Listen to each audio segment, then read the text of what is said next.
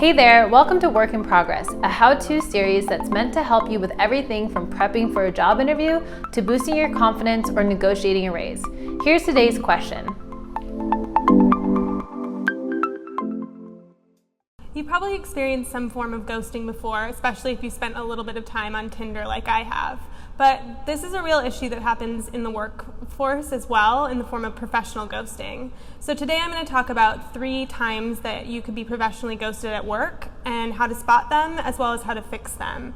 This is actually based on an article that I wrote for our website that includes some additional instances of ghosting. So if you feel like you're being ghosted in your office, you might want to read that as well later on. One of the most obnoxious forms of professional ghosting is also one of the most common, which is when you're job interviewing. So let's say that you went into an interview and you had an incredible time, you shook everyone's hands and you're thrilled about the opportunity, and then you write a beautiful thank you note that no one responds to. It's the worst, but it's also not over yet.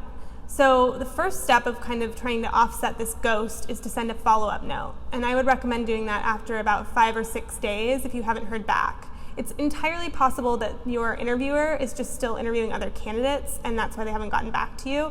And so if you send them a follow-up note, it might remind them that they need to respond to you and it might actually make the situation move along faster.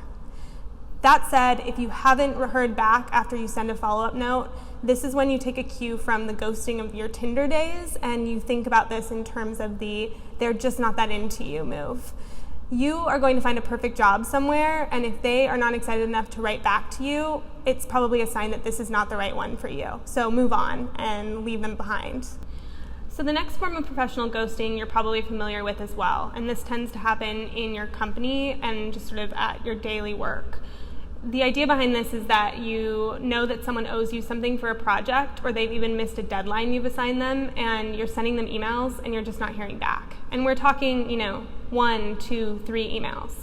So the first step to fixing this problem is to actually go and find them in person if possible. So the idea behind this is that a lot of ghosting occurs because people are so used to being on their phones or behind their laptops all day.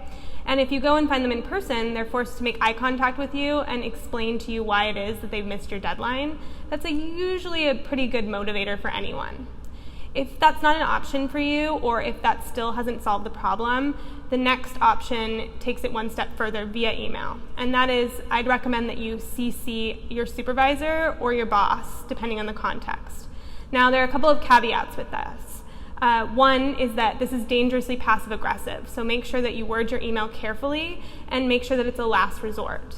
The other is that you should probably let your boss know first that you're planning on doing this and explain the situation so it doesn't come as a surprise to her either.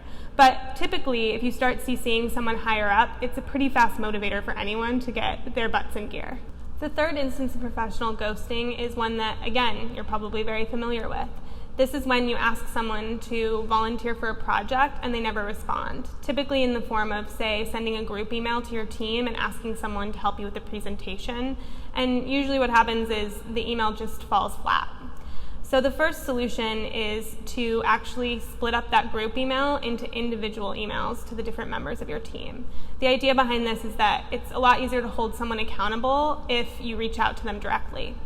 In those emails, you can also give them an IOU, which I think is a huge motivator for people. So the idea is, please help me with this project. I'm in so much need. It would mean so much to me, and I will definitely do you a solid next time.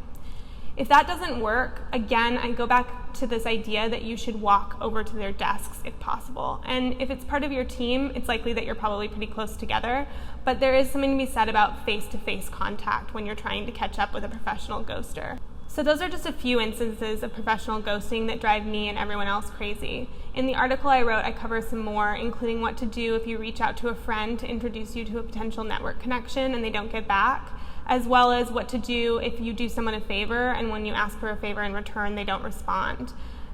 We also have some great networking templates available on our site that you can download to start using in all of these emails that you're going to be sending to all of your ghosters.